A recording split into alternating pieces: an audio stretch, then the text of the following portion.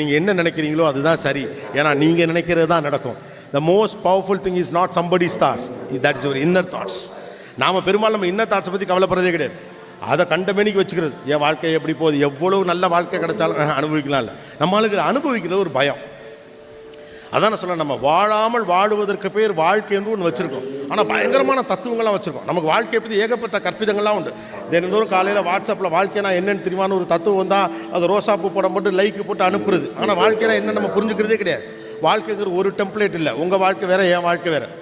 இப்போ கூட நீங்கள் கேட்டிங்கல்ல, இவர் கோட்டு போட்டு வரலையா, ஒவ்வொருத்தருக்கும் அடுத்த ஒரு வாழ்க்கை குறித்து ஒரு கற்பிதம் இருக்குது. கோபிநாத் தூங்கும் போது கூட கோட்டு போட்டு தான் தூங்குவார் நம்புறவங்களாம் இருக்க வாய்ப்பு இருக்குது. அவர் வீட்டில் ஒரு ரேக் இருக்கும். அதை திறந்தீங்கன்னா பச்சல், ப்ளூ, மஞ்சள், சிகப்பு, வானவெளியில் இருக்கும் 7, 6 என்னது எத்தனை நேரம் இருக்குது தெரியல. அவ்வளவு கலரில் அவர் கோட்டு வச்சுருப்பார். எங்கிட்ட சொந்தமாக ஒரு கோட்டு கூட இல்லைங்கிறது யாருக்குமே தெரியுமா? எங்கிட்ட இருக்க ஒரு கோட்டு கூட என்கிட்ட கோட்டே இல்லை. தமிழ்நாட்டில் கல்யாணம்